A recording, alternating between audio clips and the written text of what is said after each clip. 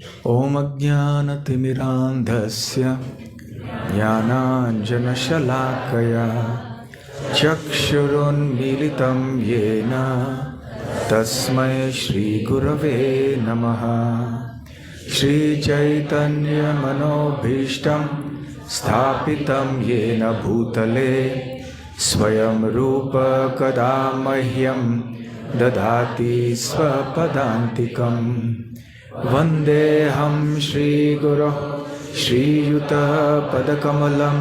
श्रीगुरून् वैष्णवांश्च श्रीरूपं साग्रजातं सहगणरघुनाथान्वितं तं सजीवं साद्वैतं सावधूतं परिजनसहितं कृष्णचैतन्यदेवं श्रीराधाकृष्णपादान् सहगणललिता श्रीविशाखान्वितांश्च।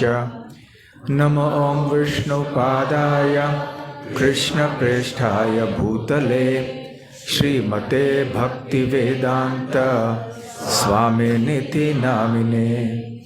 नमस्ते सारस्वते देवे गौरवाणी प्रचारिणे निर्विशेष शून्यवादी पाश्चात्यदेशतारिणे। मुखं करोति वाचालं पंगुं लंघयते गिरिं यत्कृपातमहं वन्दे श्रीगुरून् दीनतारणं। वाञ्छाकल्पतरुभ्यश्च कृपा सिन्धुभ्य एव च पतितानां पावनेभ्यो वैष्णवेभ्यो नमो नमः। नमो महावदान्याय कृष्णप्रेमप्रदायते कृष्णाय कृष्णचैतन्य नामने गौरत्विषे नमः। पञ्चतत्त्वात्मकं कृष्णं भक्तरूपस्वरूपकं भक्तावतारं भक्ताख्यं नमामि भक्तशक्तिकम्। आराध्यो भगवान् व्रजेशतनयस्तद्धाम वृन्दावनम्। रम्या काचिदुपासना व्रजवधू वर्गेण या कल्पिता। श्रीमद्भागवतं प्रमाणममलं प्रेमापुमर्थो महान्। श्रीचैतन्यमहाप्रभोर्मतमिदं तत्रादरः न परः। हे कृष्ण करुणा सिन्धो दीनबन्धो जगत्पते गोपेश गोपिका कान्त राधाकान्त नमोऽस्तुते। तप्त काञ्चन गौरांगी राधे वृन्दावनेश्वरी वृषभानुसुते देवी प्रणमामि हरिप्रिये। जय श्री कृष्ण चैतन्य प्रभु नित्यानंद श्री अद्वैत गदाधर श्रीवासादि गौर भक्त वृंद। हरे कृष्णा कृष्णा कृष्णा हरे हरे, हरे राम राम राम हरे हरे।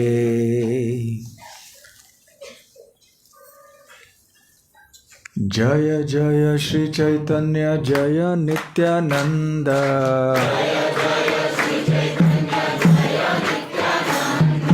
जय अद्वैत चंद्र जय गौर भक्त वृंद।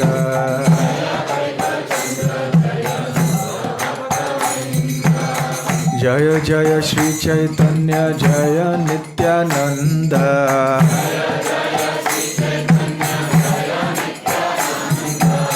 जय अद्वैत चंद्र जय गौर भक्त वृंद।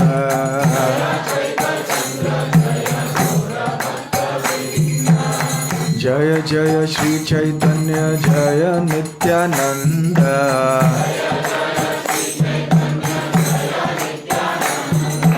जय अद्वैत चंद्र जय गौर भक्त वृंद।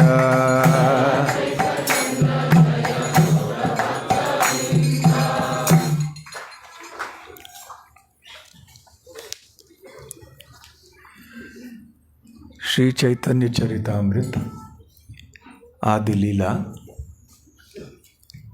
पहला अध्याय श्लोक संख्या 84।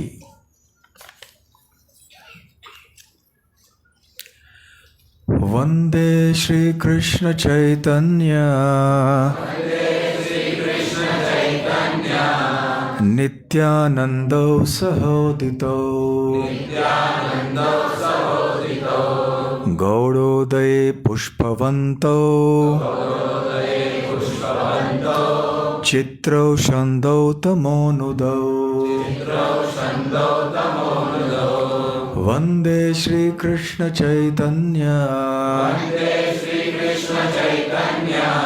नित्यानंदौ सहोदितो गौड़ोदये पुष्पवन्तो चित्रौषधौ तमोनुदौ वंदे श्री कृष्ण चैतन्य नित्यानंदौ सहोदितो गौड़ोदये पुष्पवन्तो चित्रौषधौ तमोनुदौ वंदे मैं सादर प्रणाम करता हूँ श्री कृष्ण चैतन्य भगवान श्री कृष्ण चैतन्य को नित्यानंदो और प्रभु नित्यानंद को सह उदितो एक साथ उदित हुए गौड़ उदये गौड़ देश के पूर्वी क्षितिज में पुष्पवंतो सूर्य एवं चंद्र एक साथ चित्रो आश्चर्यजनक शम दो आशीर्वाद देते हुए तमह नुदौ अंधकार को मिटाते हुए। अनुवाद श्रील प्रभुपाद द्वारा। मैं श्री कृष्ण चैतन्य तथा नित्यानंद प्रभु को सादर नमस्कार करता हूँ जो सूर्य तथा चंद्रमा के समान हैं। वे एक ही साथ गौड़ के क्षितिज पर अज्ञान का अंधकार दूर करने तथा सबको अद्भुत आशीर्वाद प्रदान करने के लिए उदित हुए हैं। दोहराइए अनुवाद को। मैं श्री कृष्ण चैतन्य तथा नित्यानंद प्रभु को सादर नमस्कार करता हूँ जो सूर्य तथा चंद्रमा के समान हैं।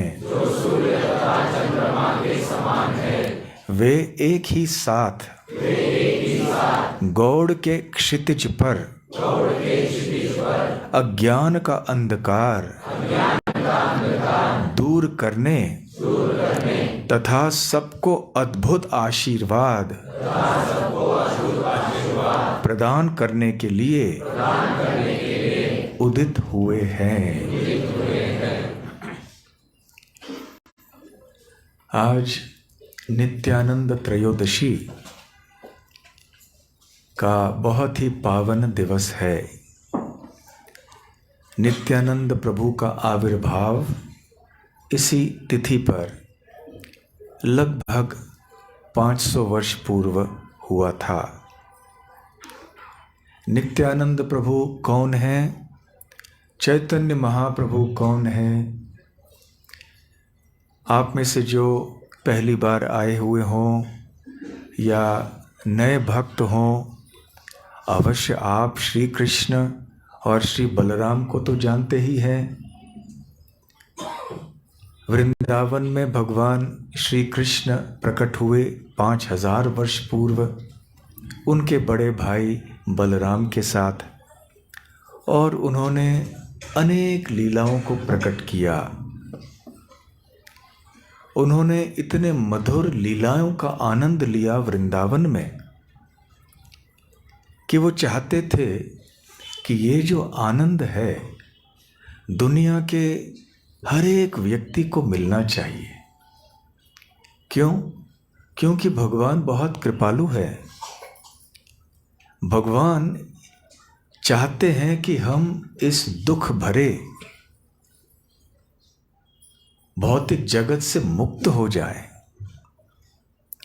ज्ञान का पहला सिद्धांत ये है कि ये भौतिक सृष्टि दुख से भरी हुई है।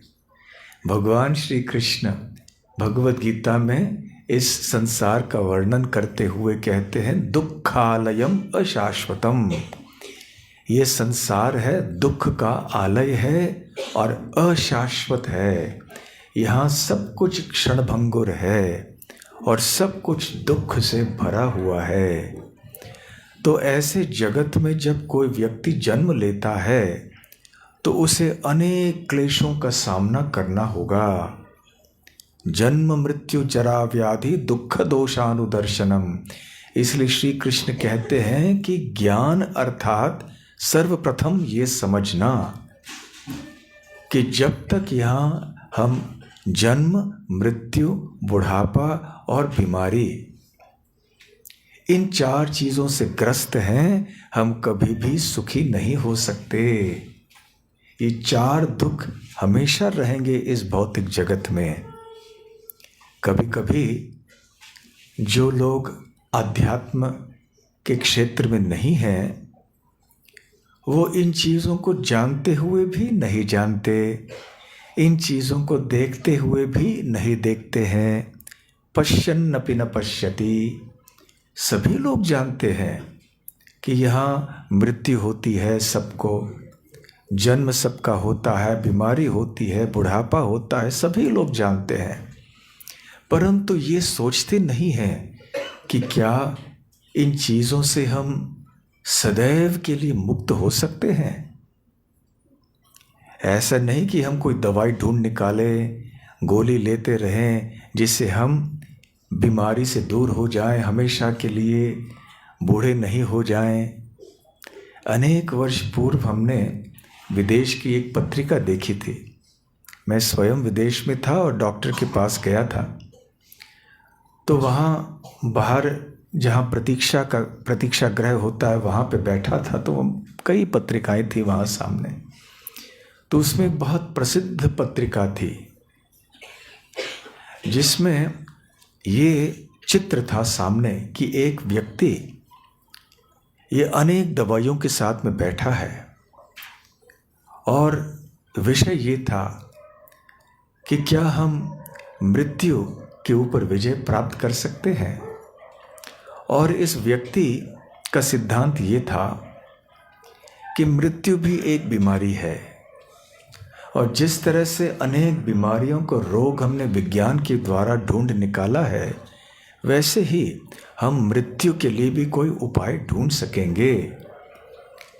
तो उसने तरह तरह के औषधियाँ वगैरह बनाई थी और जो भी बाज़ार में उपलब्ध थीं, और वो कह रहे थे कि मेरी आयु अभी 62 वर्ष की है और मैं इन दवाइयों को लेकर मेरा जो स्वास्थ्य है वो एक 40 वर्ष के व्यक्ति के समान है। तो इसी प्रकार से हम अधिक से अधिक ऐसे संशोधन करेंगे, ऐसे दवाइयों का आविष्कार करेंगे जिसके द्वारा हमारी आयु वैसे ही वैसी तरुण अवस्था में रहेगी और कभी भी मृत्यु नहीं होगा। तो ये इनका स्वप्न है।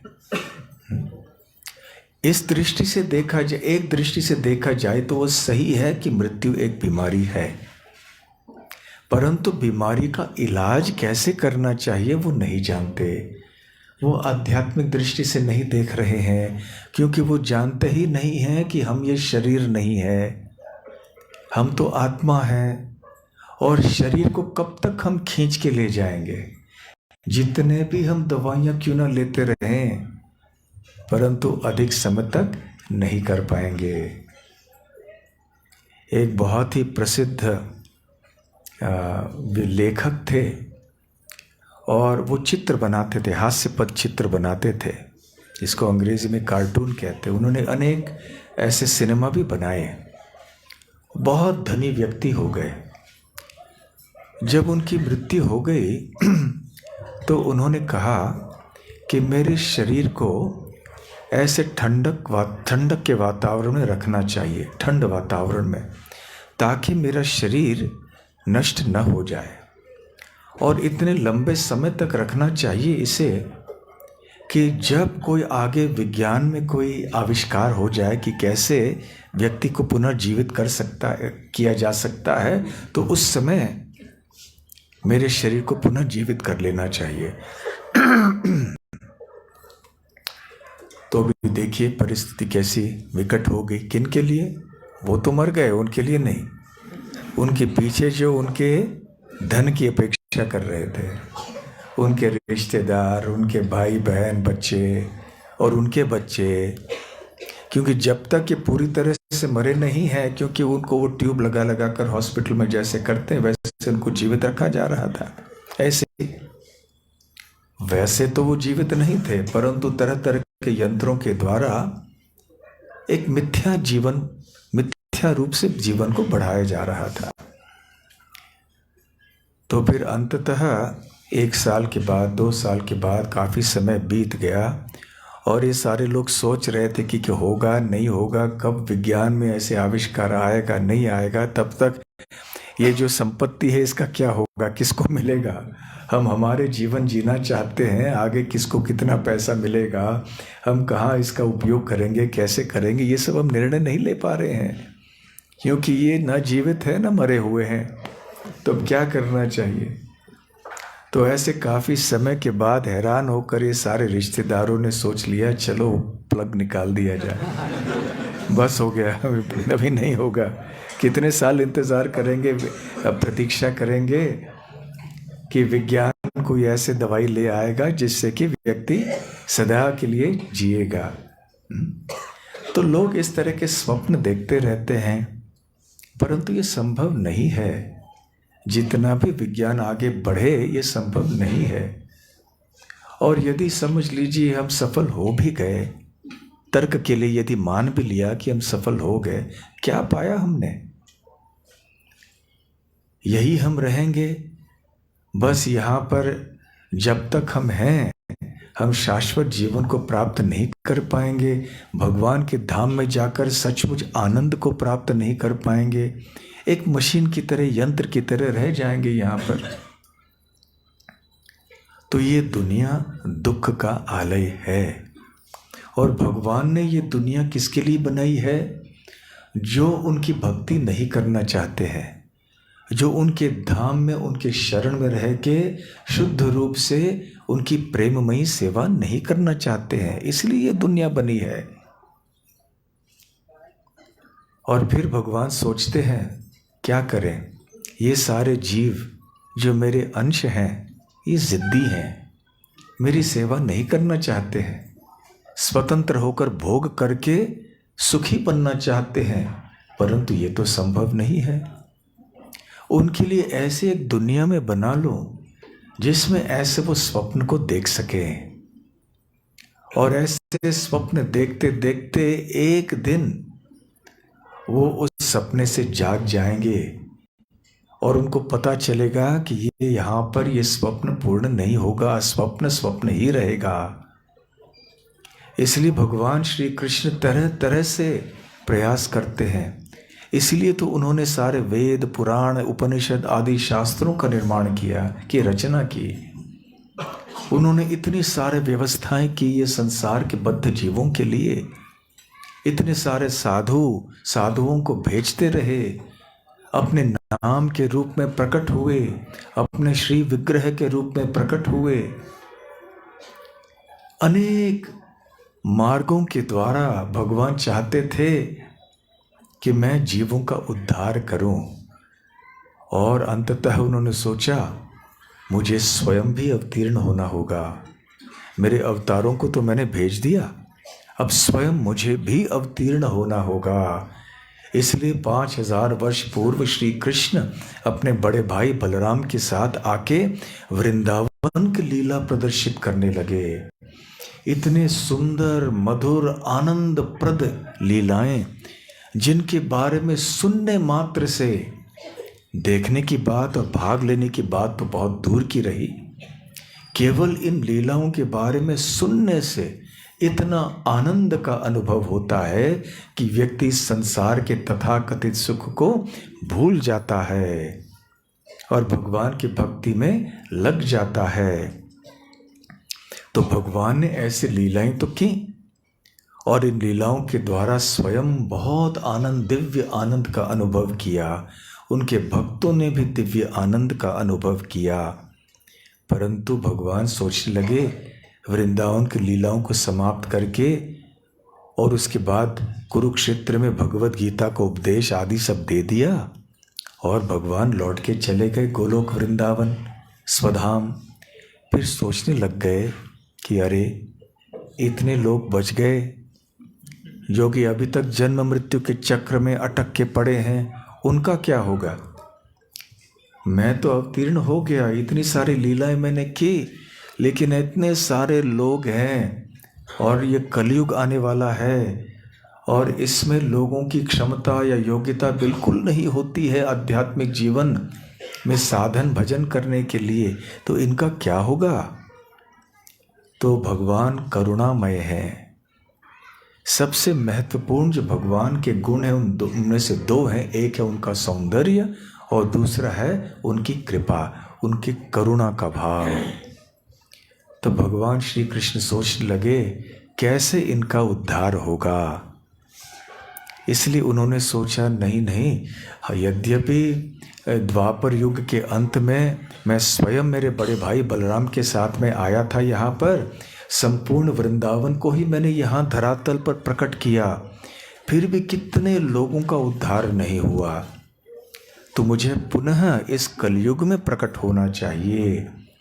तो श्री कृष्ण ने सोचा मैं श्रीमती राधा रानी का भाव लेकर, उनके शरीर की कांति लेकर मैं प्रकट हो जाऊंगा और मैं यहाँ पर एक भक्त की भूमिका निभाकर सारे लोगों को दिखाऊंगा कि मेरी ही भक्ति कैसे करनी चाहिए और किस तरह से करनी चाहिए। हरिनाम संकीर्तन के द्वारा मैं भगवत प्राप्ति अर्थात मेरे ही प्राप्ति का मार्ग इतना सुलभ और आनंदप्रद बना दूंगा कि साधारण से साधारण व्यक्ति भी इस मार्ग का लाभ उठा पाएगा। यहाँ पर इस कलयुग में किसी की योग्यता न होने के कारण न वो कोई दर्शन शास्त्र वेद वेदांत आदि समझ पाएंगे, न वो भगवत गीता भी ठीक से समझ पाएंगे, न वो कोई वन में जाके तपस्या करेंगे, न कोई वन बचेंगे भी जिनमें जाके लोग तपस्या कर सकें। केवल मोबाइल फ़ोन के ऊपर बैठे रहेंगे, केवल फेसबुक ट्विटर व्हाट्सएप इंस्टाग्राम इसमें पड़े रहेंगे, टीवी सिनेमा देखते रह जाएंगे, क्रिकेट और राजनीति में मग्न होकर जाएंगे। तो कहाँ आध्यात्म ऐसे लोगों के लिए संभव है? और लोगों की बुद्धि इतनी मंद हो जाएगी, क्या किया जाए? प्रायणाल्पायुषः सभ्य कलो अस्मिन् युगे जनाः मंदा सुमंद मतयो मंद भाग्या ही उपद्रुताः। श्रीमद् भागवत में कहा गया है कि यहाँ लोगों की आयु प्राय बहुत कम होगी। प्रायण अल्प आयुषः सभ्य कलौ अस्मिन् युगे जना, तो इस कलयुग के लोगों की आयु बहुत कम होगी। मंदाह मंद बुद्धि, सब मंद अर्थात दुर्भाग्यशाली होंगे, अल्प बुद्धि वाले होंगे, ज़्यादा गहराई से सोच नहीं पाएंगे और जो लोग सोच भी सकते हैं वो सत्य क्या है और असत्य क्या है इसमें भेद नहीं कर पाएंगे। वैसे ऐसे बहुत सारे बुद्धिमान लोग हैं, तथाकथित बुद्धिमान लोग हैं जो भौतिक सृष्टि का विश्लेषण इधर उधर ऐसे नाना तरीके से करते हैं, परंतु वास्तविक बुद्धि शास्त्रों के अनुसार ये नहीं है। कि केवल हम प्रपंच का विश्लेषण कर सकें। वास्तविक बुद्धि ये है कि हम भेद कर सकें कि सत्य क्या है, असत्य क्या है, शरीर क्या है, आत्मा क्या है। तो बड़े बड़े जो वैज्ञानिक और जो दार्शनिक आदि होते हैं, विरला ही ऐसे कोई मिलते हैं जो कि समझ पाते हैं कि आत्मा क्या है, शरीर क्या है। आत्मा में विश्वास ही नहीं करते हैं।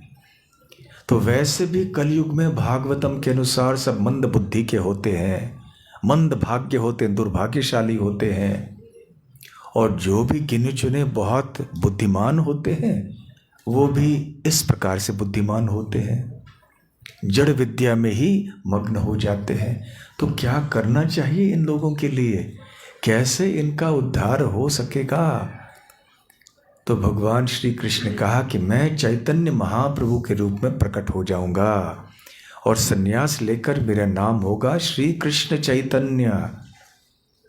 और जब मैं प्रकट होता हूं तो अकेले नहीं आता, मेरे साथ में मेरे पार्षद रहते हैं। जब मैं वृंदावन में आया तो मेरे बड़े भाई बलराम जी मेरे साथ में आए। हम दोनों ने कितनी सुंदर और मधुर लीलाओं को प्रदर्शित किया वृंदावन में, बचपन से लेकर आगे चल के द्वारका में भी गायों को चराया और बहुत सारे अन्य लीलाएं किए वहाँ पर। तो मुझे मेरे बड़े भाई बलराम को भी ले आना है इस विशेष अवतार में, और वो आएंगे नित्यानंद प्रभु के रूप में। तो ये दोनों भाई हैं। व्रजेंद्र नंदन जय सची सुत होइलो शई, बलराम होइलो निताई। व्रजेंद्र अर्थात व्रज के इंद्र, व्रज वृंदावन के राजा नंद महाराज, उनके पुत्र श्री कृष्ण। व्रजेंद्र नंदन जय अर्थात नंद महाराज के पुत्र जो हैं, सची सुत होइलो शई, वो सची माता के पुत्र श्री चैतन्य महाप्रभु के रूप में प्रकट हुए हैं। इनमें कोई अंतर नहीं है। वही श्री कृष्ण अब चैतन्य महाप्रभु बने हैं। बलराम होइलो निताई, और उनके बड़े भाई बलराम बन गए निताई या नित्यानंद। इस प्रकार से दोनों प्रकट हुए लगभग 500 वर्ष पूर्व। और कैसे प्रकट हुए इसका वर्णन श्रील कृष्णदास कविराज गोस्वामी इस श्लोक में कर रहे हैं।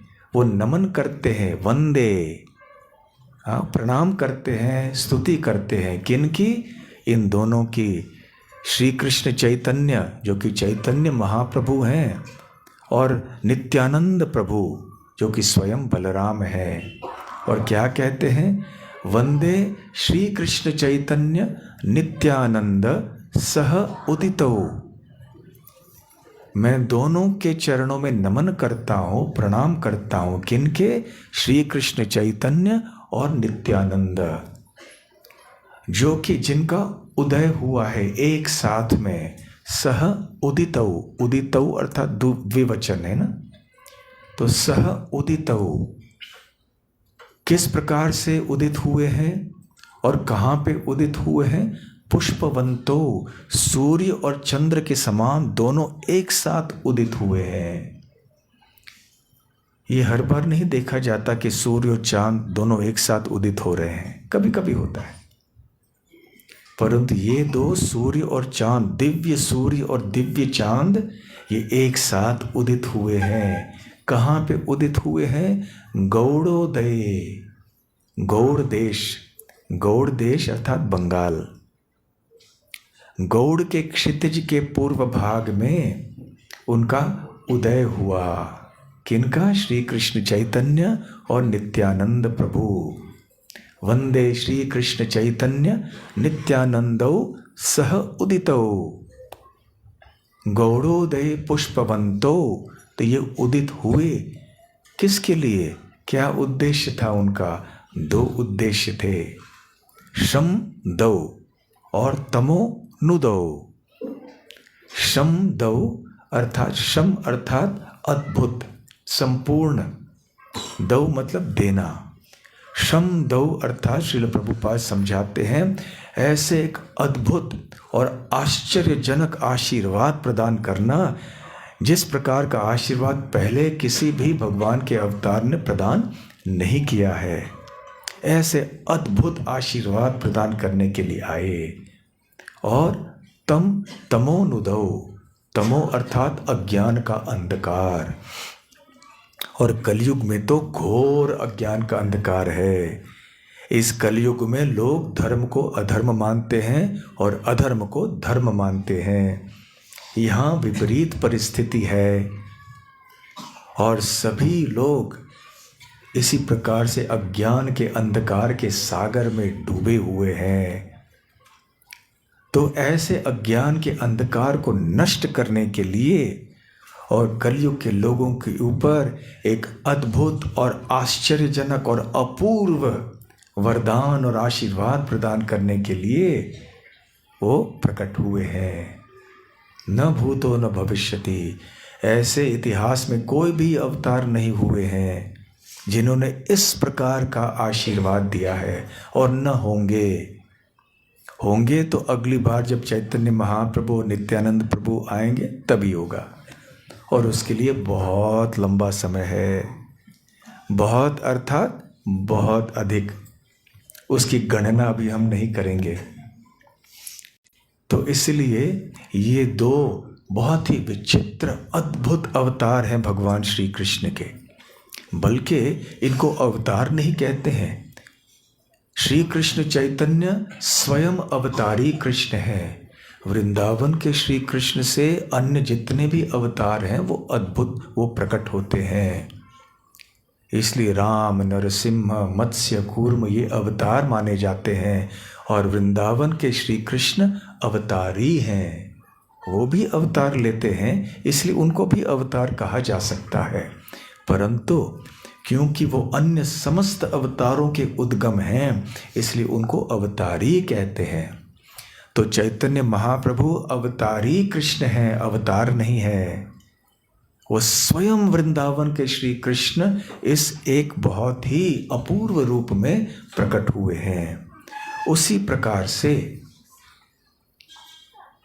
श्री नित्यानंद प्रभु बलराम के अवतार नहीं हैं, उनके विस्तार नहीं है, वो साक्षात प्रत्यक्ष बलराम हैं।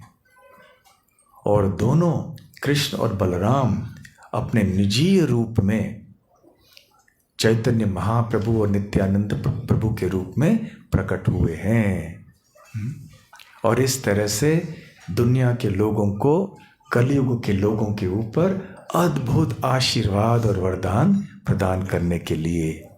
तो कौन सा ऐसा आश्चर्यजनक वरदान है जो कि पूर्ववर्ती जो अवतारों ने भी नहीं दिया?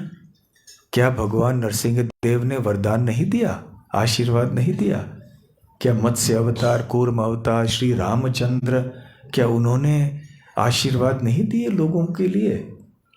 क्या लोगों का उद्धार नहीं किया? अवश्य किया। परंतु कृष्णदास कविराज गोस्वामी चैतन्य चरितामृत में समझाते हैं, चैतन्य महाप्रभु की शिक्षाओं को दोहराते हैं और कहते हैं कि इस दुनिया के परे आध्यात्मिक जगत है जिसको हम वैकुंठ जगत मानते हैं। वैकुंठ जगत में निराकार ब्रह्म ज्योति है, आध्यात्मिक प्रकाश, जिसमें ज्ञान योगी लोग लीन होना चाहते हैं। और आगे चल के वैकुंठ लोक हैं जहाँ पर भगवान श्री कृष्ण अपने चतुर्भुज नारायण स्वरूप में निवास करते हैं अपने शुद्ध भक्तों के साथ में। ऐसे वैकुंठ लोकों में भगवान नारायण के भक्त उनसे प्रेम करते हैं, बहुत सुंदर लीलाएं करते हैं, उनकी सेवा करते हैं। परंतु एक भेद होता है यहाँ पर। भेद क्या है कि भक्त सदैव अपने आप को निम्न श्रेणी का मानता है और भगवान को अपना पूजनीय आराध्य देव मानता है, और इसलिए एक थोड़ा सा अंतर होता है भक्त और भगवान में। क्योंकि भगवान महान है, ऐसे एक भावना रहती है। तो जितने भी अन्य अवतार आए उन्होंने ऐसे वरदान दिया, ऐसे उद्धार किया कि जो जीव उनकी कृपा से लाभान्वित हुए उनको वैकुंठ जगत तक की प्राप्ति हुई, वैकुंठ लोकों की प्राप्ति हुई। परंतु इन वैकुंठ लोकों से परे है गोलोक वृंदावन धाम, जिसमें स्वयं श्री कृष्ण बांसुरी बजाते हैं, गायों को चराते हैं, गोपियों के साथ रास लीला करते हैं, अपने माता पिता नंद महाराज माता यशोदा को आनंद देते हैं।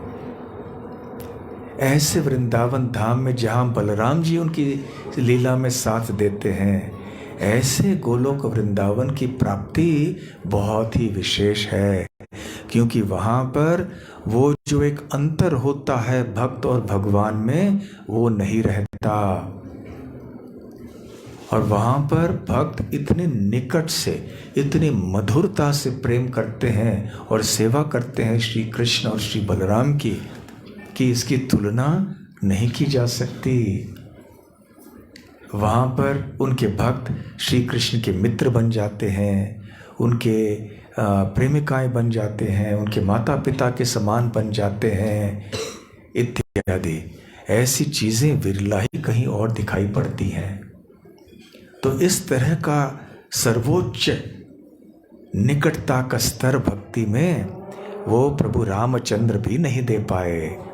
रामचंद्र के जो भक्त हैं वो साकेत या अयोध्या में पहुंचेंगे आध्यात्मिक जगत में, वहाँ भी बहुत मिठास है, वहाँ भी शुद्ध प्रेम है भगवान के प्रति, परंतु फिर भी एक भाव रहता है कि ये मेरे स्वामी हैं।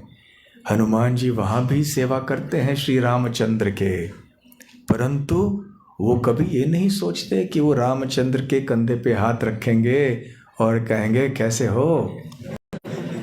ऐसे कभी नहीं होगा। लेकिन वृंदावन के ग्वाल बाल वो कृष्ण के कंधे पे हाथ रखने की बात तो दूर है, कृष्ण के कंधों पे चढ़ेंगे भी और कहेंगे चलो चलो घोड़ा, चलो चलो आगे चलो, मुझे ले चलो। ये है वृंदावन। तो इस तरह का भाव वैकुंठ लोक में नहीं है, द्वारका में नहीं है, मथुरा में नहीं है, अयोध्या में नहीं है, केवल वृंदावन में है। तो इसी वृंदावन के भाव का आस्वादन करने के लिए और लोगों के सामने प्रकट करने के लिए तो श्री कृष्ण और श्री बलराम 5000 वर्ष पूर्व वृंदावन में आए थे। परंतु जैसे हमने पहले कहा, जब श्री कृष्ण लौट गए गोलोक वृंदावन तो सोचने लगे कि ये जो वृंदावन का भाव है, वृंदावन की लीलाओं में प्रवेश यहाँ संसार के लोगों को हम कैसे दे पाएंगे।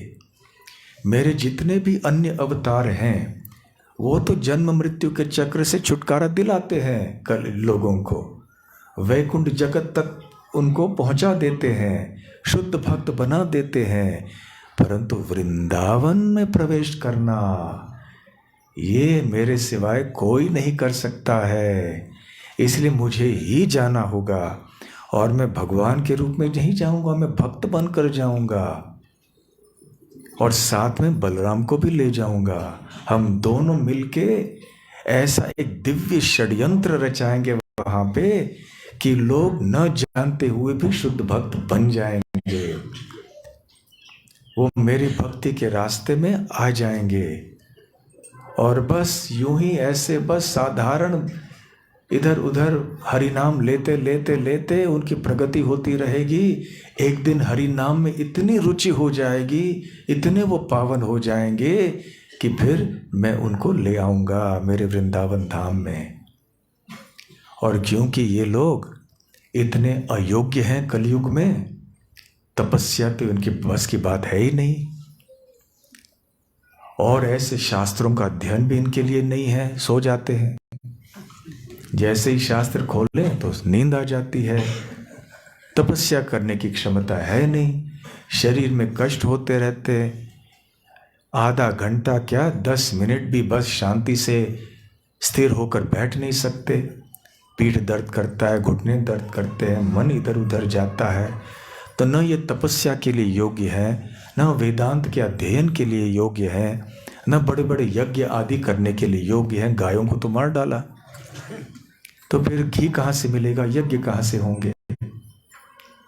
तो ये सारी चीजें कलयुग के लोगों के लिए नहीं होगा। तो मुझे क्या करना होगा? ऐसा एक आसान रास्ता प्रदान करना होगा जिसके द्वारा साधारण से साधारण व्यक्ति, तो क्या पापी से पापी व्यक्ति भी इस भक्ति के आंदोलन से जुड़ जाएगा और उसका उद्धार होगा। और इसलिए उन्होंने नाम संकीर्तन का आंदोलन शुरू कर दिया। चैतन्य महाप्रभु ने आके हरे कृष्ण कृष्ण कृष्ण हरे हरे, हरे राम राम राम हरे हरे, इस महामंत्र का प्रचार प्रसार किया। और इस महामंत्र के द्वारा उन्होंने लाखों लाखों लोगों को शुद्ध भक्त बना दिया। सारे लोग जो महाप्रभु का कीर्तन सुनते थे, देखते थे, प्रेमावेश में आके नाम का आश्रय लेने लगे। और उधर बलराम जी जो नित्यानंद प्रभु के रूप में आए थे, वो चैतन्य महाप्रभु से भी अधिक कृपालु थे। देखिए, चैतन्य महाप्रभु जैसे कृपालु अवतार नहीं हैं, और चैतन्य महाप्रभु से भी अधिक कृपालु नित्यानंद प्रभु है, जो कि बलराम। जिन लोगों के पास चैतन्य महाप्रभु भी नहीं पहुंच सके या नहीं गए, उन तक नित्यानंद प्रभु गए। शराब पी के बिल्कुल शराब में मग्न होने वाले पापी से पापी लोग, दुष्ट से दुष्ट लोगों के पास नित्यानंद प्रभु पहुंच गए और ऐसे लोगों का उद्धार किया। तो ये है वो शमदौ, आश्चर्यजनक और अपूर्व अद्भुत आशीर्वाद। उनको सीधे वृंदावन ले जाना। निराकार ब्रह्म ज्योति नहीं, वैकुंठ लोक नहीं, द्वारका नहीं, मथुरा नहीं, अयोध्या नहीं, वृंदावन ले जाना, जहाँ लोग कोई उनके ग्वाल बाल मित्र बन सकें, कोई गोपी बन सकें, कोई कुछ। वहाँ वृंदावन में श्री कृष्ण की लीलाओं में भाग ले सकें। ये है शमदौ। और कलयुग में अज्ञान का अंधकार सबसे गहरा, सबसे घोर रहता है। इसलिए चैतन्य महाप्रभु और नित्यानंद प्रभु ने आके यहाँ का अंधकार सबके लिए नष्ट कर लिया। तो दोनों गौर निताई, गौर अर्थात चैतन्य महाप्रभु, निताई अर्थात नित्यानंद प्रभु, दोनों साथ में रहते हैं। सह उदितौ, दोनों साथ साथ उदित हुए सूर्य और चंद्र के समान। तो इन दोनों को मानना चाहिए। वैसे तो अधिक लोगों को चैतन्य महाप्रभु के बारे में नहीं पता है, भारत में भी, अन्य देशों की बात तो दूर है। और चैतन्य महाप्रभु के बारे में मालूम है तो नित्यानंद प्रभु के बारे में नहीं मालूम है। इसलिए दोनों के बारे में जानना आवश्यक है। तो कृष्णदास कविराज गोस्वामी बतलाते हैं आदि लीला में ही कि एक बार जब वो बंगाल के गांव में रहा करते थे, जहाँ पे उनका जन्म हुआ था, तो उनके घर में नाम संकीर्तन ये सत्र का आयोजन किया गया था। दिन रात कीर्तन चल रहा था किसी पर्व पर। सबसे बड़ा पर्व तो होता है जब हरिनाम संकीर्तन होता है। तो वहाँ दिन रात संकीर्तन चल रहा था और बहुत सारे लोग आए थे। उधर नित्यानंद प्रभु के एक पार्षद, जिनका नाम था मीनकेतन रामदास, आए। और सभी लोग जानते थे कि ये नित्यानंद प्रभु के पार्षद हैं, और जैसे स्वामी वैसे दास, क्योंकि दास जो होता है वो मालिक का या स्वामी का प्रतिनिधित्व करता है। तो यदि दास का सम्मान किया जाए तो स्वामी का सम्मान होता है, दास का अपमान किया जाए तो स्वामी का अपमान होता है।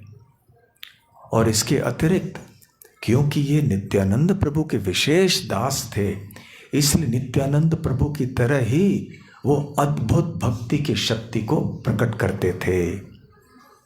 ऐसे भाव विभोर हो जाते थे कि सभी लोग देखकर चकाचौंध रह जाते थे। उनके शरीर में अष्ट सात्विक विकार हरिनाम सुनने पर प्रकट हो जाते थे।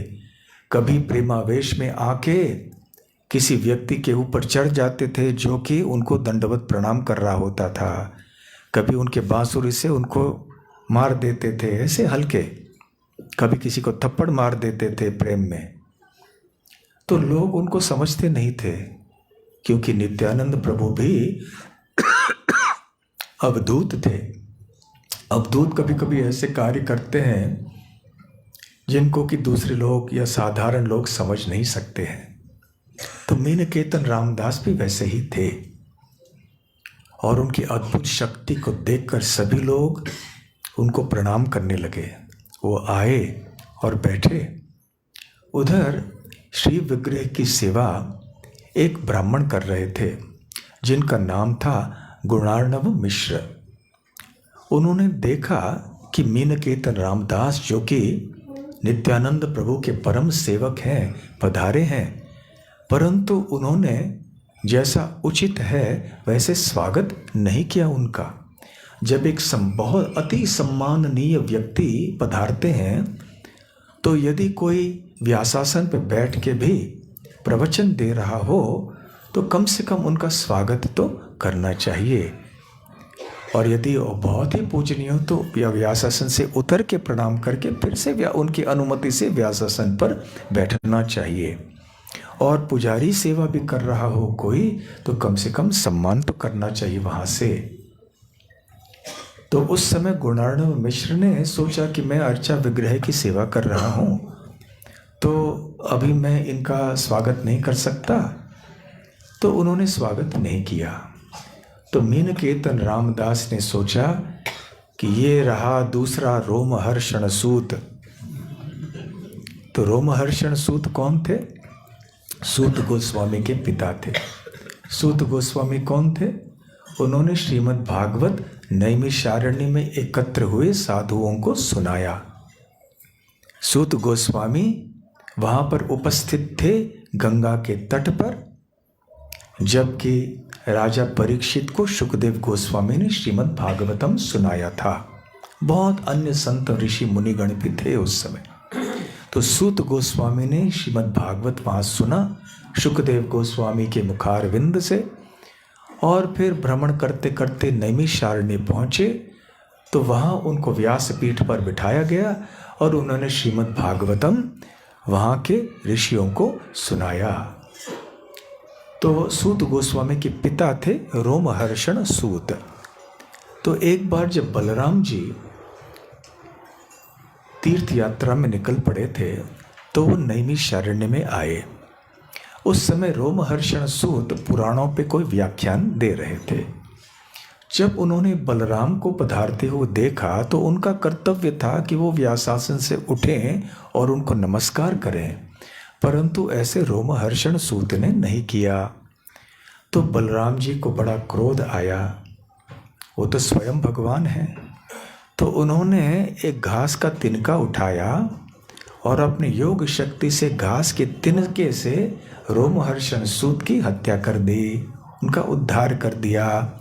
तो वहाँ भरी सभा में हाहाकार मच गया। तो साधुओं ने कहा, हे बलराम जी, आप तो स्वयं भगवान हैं, आप पूर्ण स्वतंत्र हैं, आप जो चाहें वो कर सकते हैं, आपको पूछने वाला कौन है।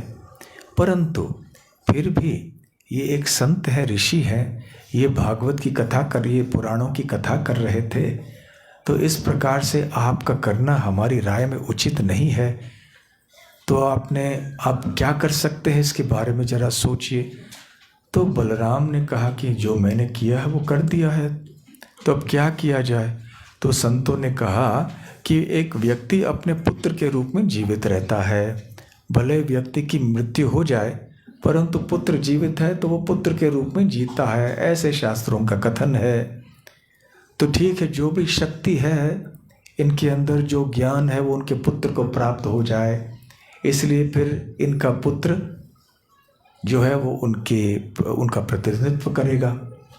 तो इस प्रकार से ये घटना हुई, श्रीमद् भागवतम में वर्णन है। तो यहाँ पर मीनकेतन रामदास आए, ये तो नित्यानंद प्रभु के सेवक हैं और नित्यानंद प्रभु तो स्वयं बलराम हैं। इसलिए उनको याद आया कि ऐसी घटना हुई थी, रोमहर्षण सूत ने किया था, और ये दूसरा रोमहर्षण सूत है जिसने अपमान किया नित्यानंद प्रभु या बलराम के सेवक की। तो उनको क्रोध आया और उन्होंने अपनी बांसुरी तोड़ दी और वहाँ निकलने जा रहे थे। उस समय जो थोड़ा बहुत वाद वहाँ पर हुआ, उसमें कृष्णदास कविराज गोस्वामी के भाई ने गुणार्णव मिश्र का पक्ष लिया। तो ये देखकर कृष्णदास कविराज गोस्वामी को गुस्सा आया और उन्होंने अपने भाई को खूब डांटा वहाँ भरी सभा में कि आप इस प्रकार से नहीं कर सकते, बहुत बड़ा अपराध आप कर रहे हो। आपके हृदय में चैतन्य महाप्रभु के बारे में पूर्ण श्रद्धा है, परंतु नित्यानंद प्रभु के बारे में श्रद्धा नहीं है आपको।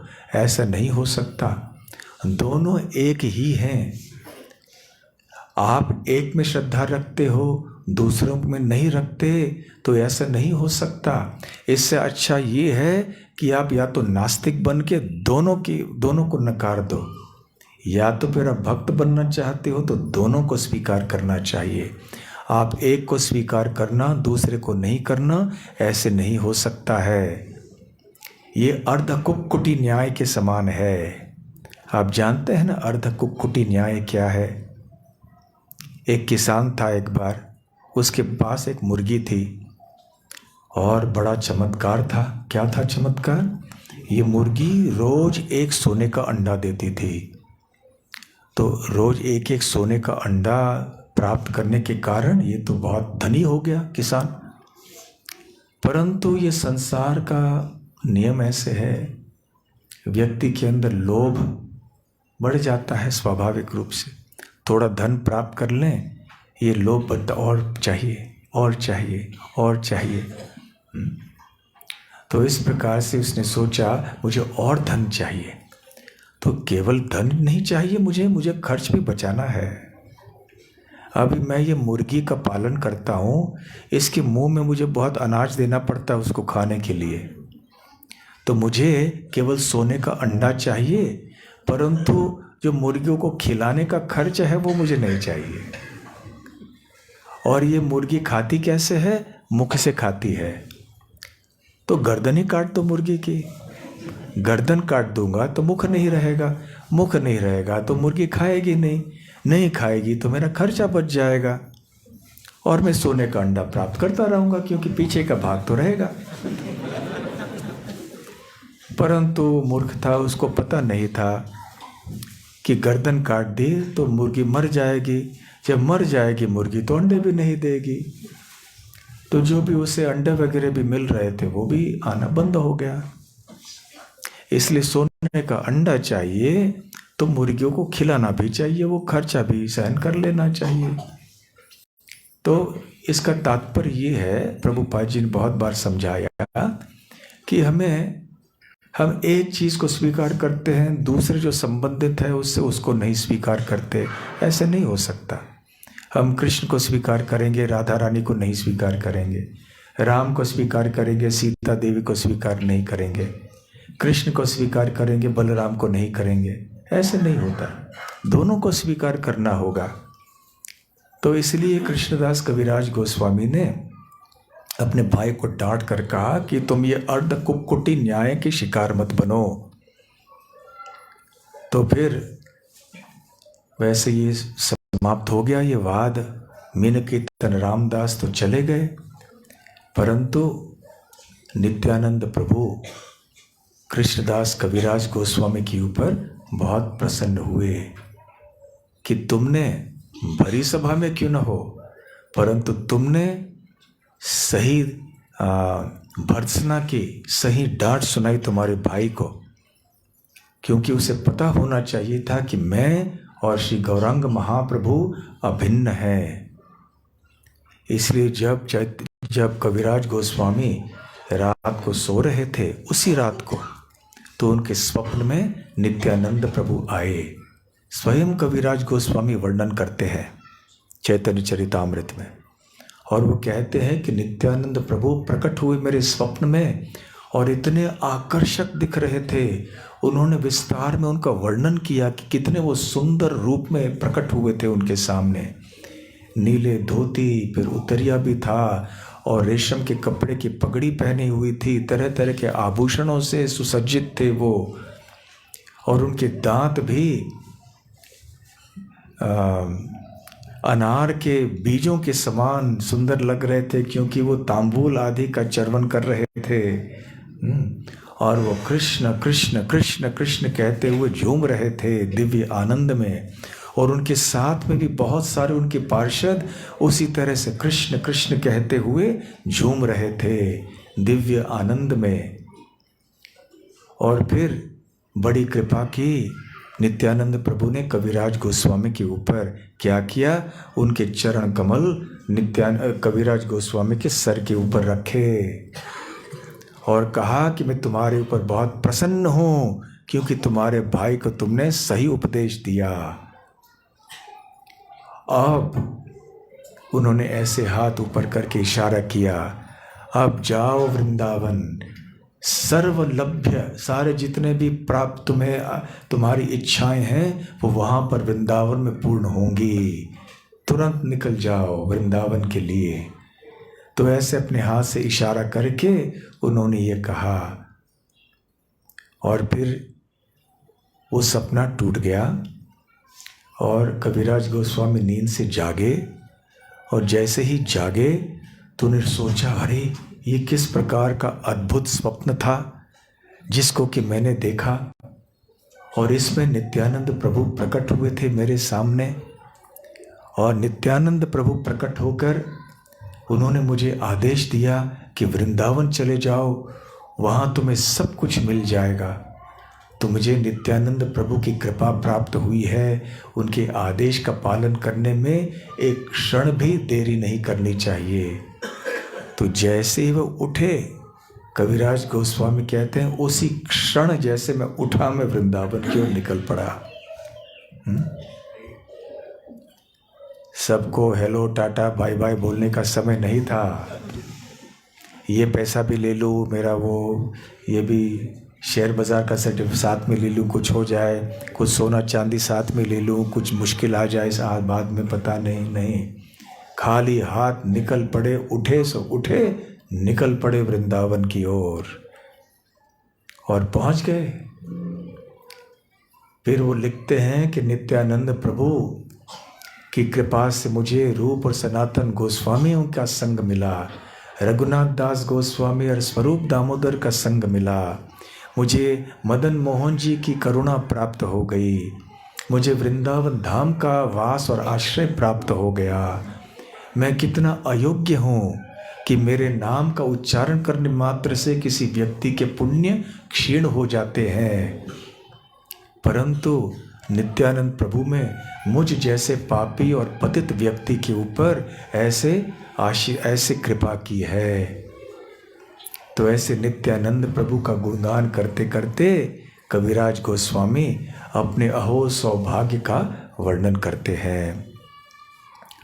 तो इस प्रकार से नित्यानंद प्रभु और चैतन्य महाप्रभु दोनों साथ में हैं, गौर निताई।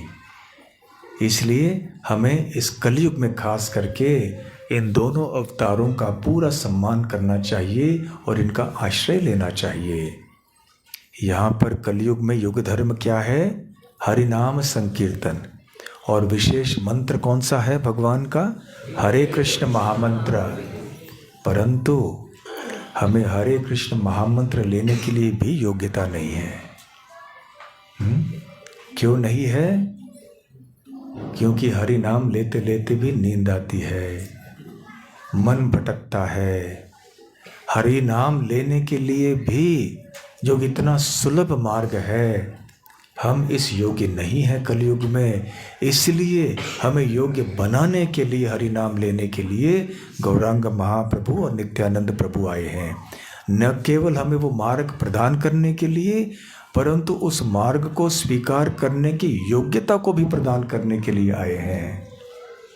इसलिए हम जब जप करते हैं महामंत्र का या कीर्तन भी करते हैं, तो हरे कृष्ण महामंत्र के उच्चारण के पूर्व हम पंच तत्व महामंत्र का उच्चारण करते हैं।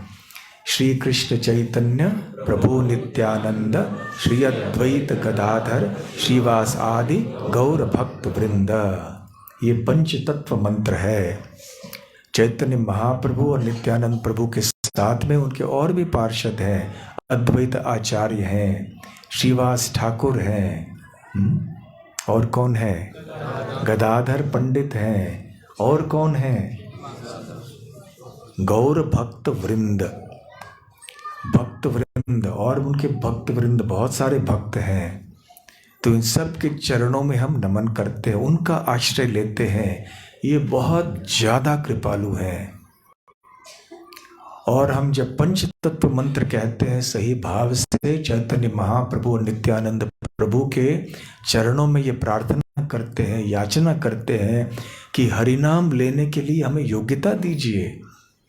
आपने वृंदावन के प्राप्ति का मार्ग इतना आसान बना दिया है, फिर भी हम योग्य नहीं है इसके लिए, इसलिए वो योग्यता हमें आप कृपा करके प्रदान कर दीजिए। इसलिए महामंत्र के पहले हम हरे कृष्ण पंच तत्व मंत्र को कहते हैं, क्योंकि नित्यानंद प्रभु स्वयं बलराम हैं और बलराम मूल गुरु तत्व हैं। इसलिए गुरु का आदेश पालन करना ये नित्यानंद प्रभु का सम्मान है। नित्यानंद प्रभु भी गुरु तत्व है, इसलिए गुरुजनों का आदेश पालन करना ये नित्यानंद प्रभु का सम्मान होगा। तो आज के दिन उनके आविर्भाव के दिवस पर हम नित्यानंद प्रभु के चरण कमलों में प्रार्थना कर सकते हैं कि हमें ऐसी वो शक्ति प्रदान करें कि हम इस भक्ति पथ को बहुत दृढ़ता पूर्वक स्वीकार कर सकें। श्रील प्रभुपाद जी ने वृंदावन में कृष्ण बलराम मंदिर में एक बार कहा था कि हमें श्री कृष्ण से प्रार्थना करनी चाहिए दिव्य बुद्धि के लिए, और बलराम से प्रार्थना करनी चाहिए आध्यात्मिक शक्ति के लिए। तो चैतन्य महाप्रभु से भी और बलराम से भी इसी तरह की प्रार्थना की जा सकती है। नित्यानंद प्रभु से हम प्रार्थना कर सकते हैं कि कृपया हमें शक्ति प्रदान कीजिए इस हरिनाम संकीर्तन के आंदोलन में शामिल होने के लिए। तो अवश्य आज उनका जन्मदिन होने के कारण वो कृपा करेंगे। वैसे भी वो बहुत कृपालु हैं और व्यक्ति जन्मदिन पे और ज़्यादा उदार हृदय का होता है, तो वो अवश्य हमारे ऊपर ऐसी कृपा करेंगे। श्री नित्यानंद प्रभु की जय। श्री नित्यानंद त्रयोदशी महोत्सव की जय। श्री श्री गौर निताय की जय। श्री वृंदावन धाम की जय। श्री श्री राधा गोकुलानंद की जय। श्रील प्रभुपाद की जय। गौर प्रेमानंदे हरि हरि बोल। हरे कृष्णा।